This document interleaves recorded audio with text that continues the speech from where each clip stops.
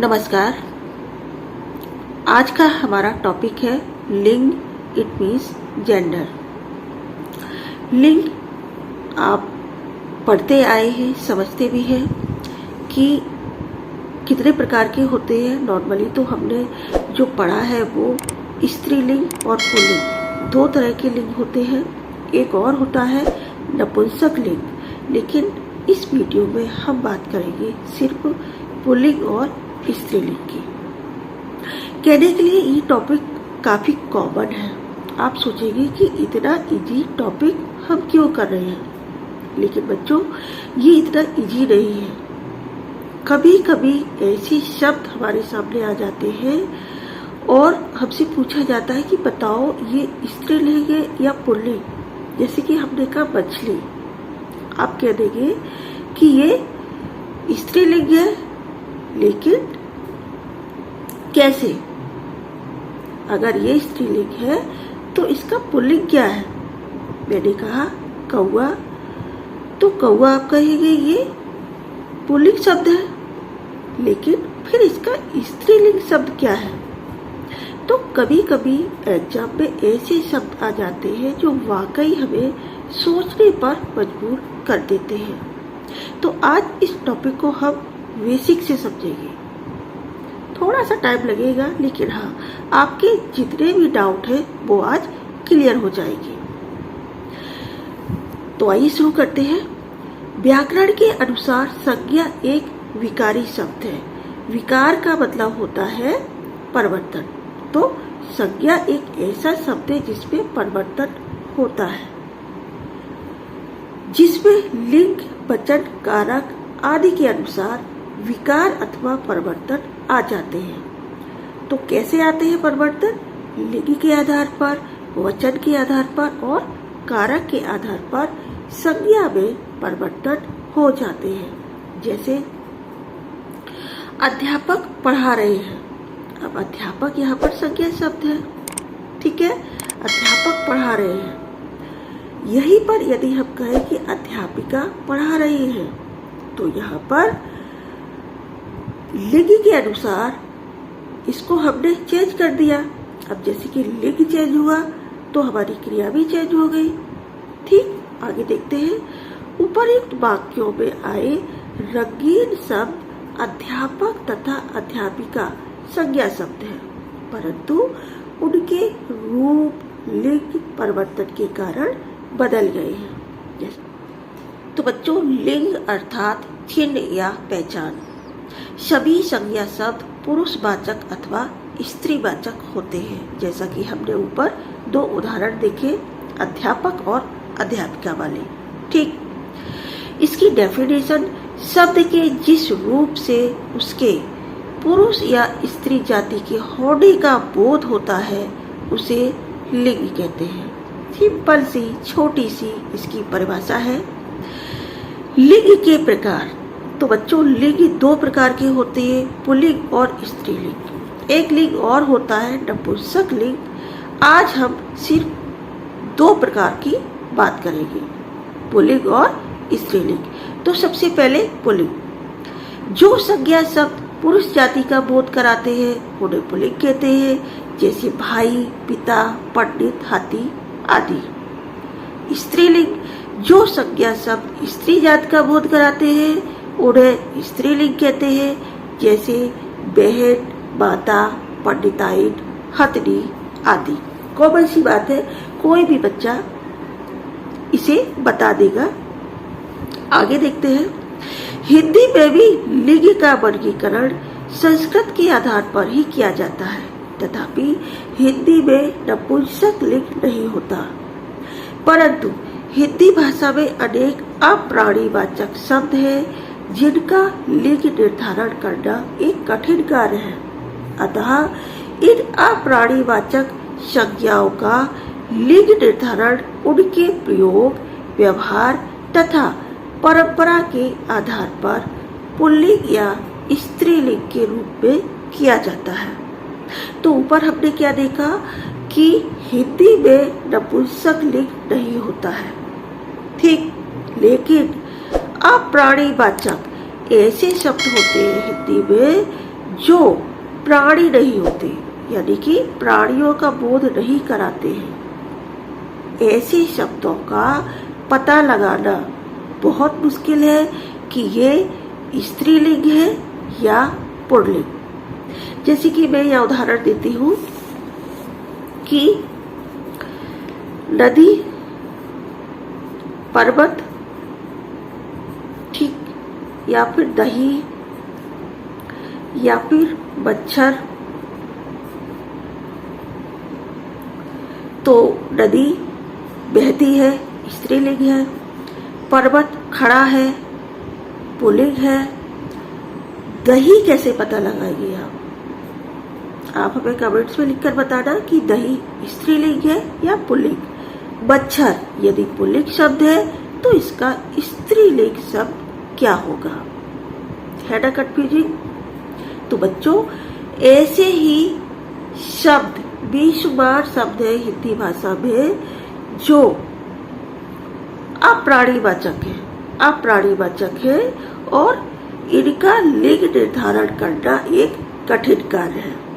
ठीक है, आगे हम ऐसे शब्दों की बात करेंगे।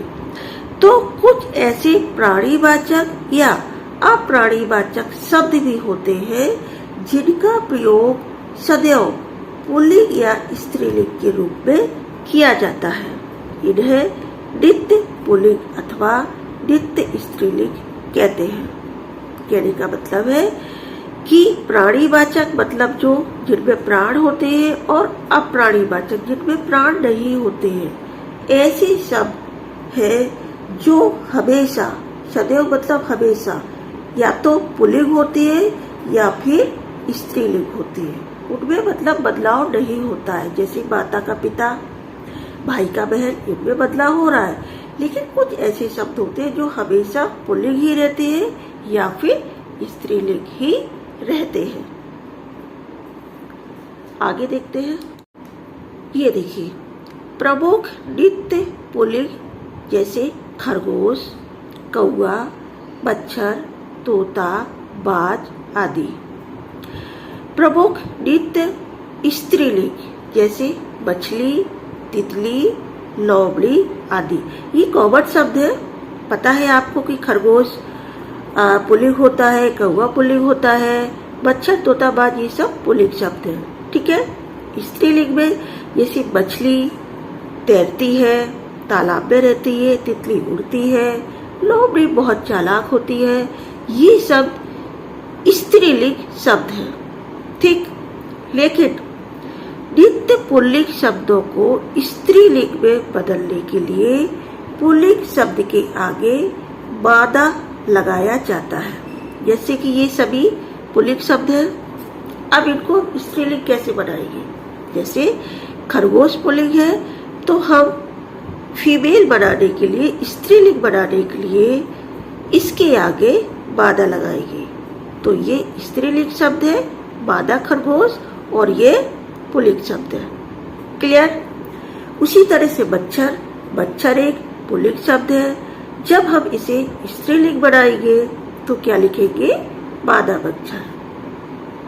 इसी प्रकार नित्य स्त्रीलिंग शब्दों को पुल्लिंग में बदलने के लिए स्त्रीलिंग शब्दों के आगे डर लगाया जाता है।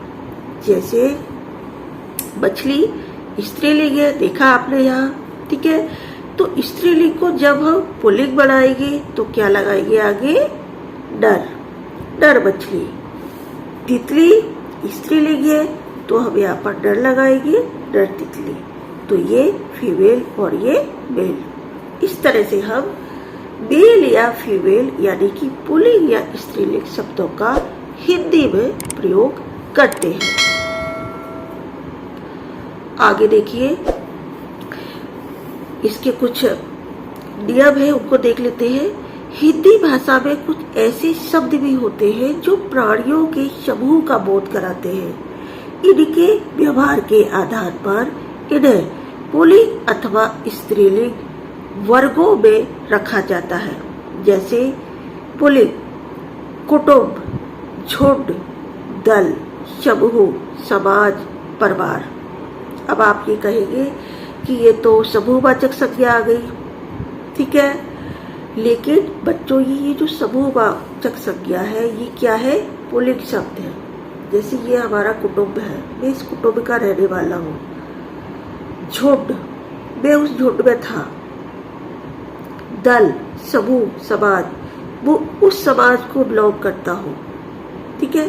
तो ये सब क्या पुल्लिंग शब्द है। उसी तरह से स्त्रीलिंग, सरकार, सभा, भीड़, सेना, कमेटी।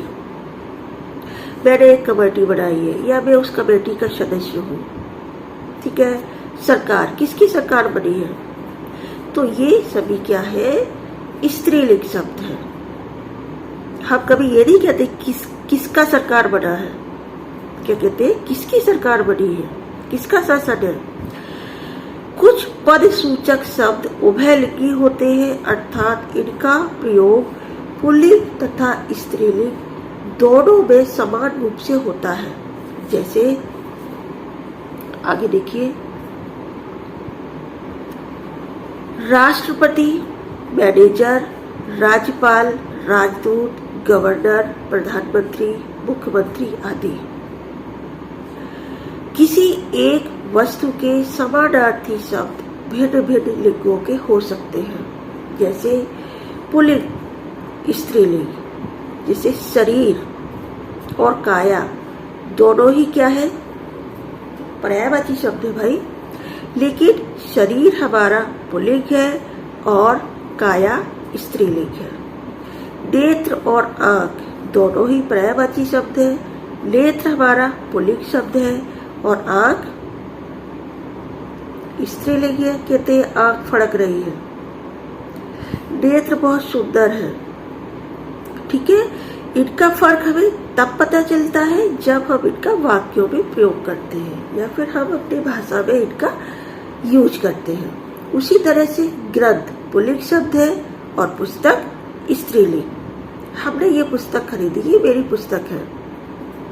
कभी हम ऐसा नहीं बोलेंगे कि ये पुस्तक हमने खरीदा, ठीक। तो यही से आप फर्क देख लीजिए। पत्र, चिट्ठी, चिट्ठी आई है, पत्र आया है, तो पत्र पुल्लिंग शब्द है।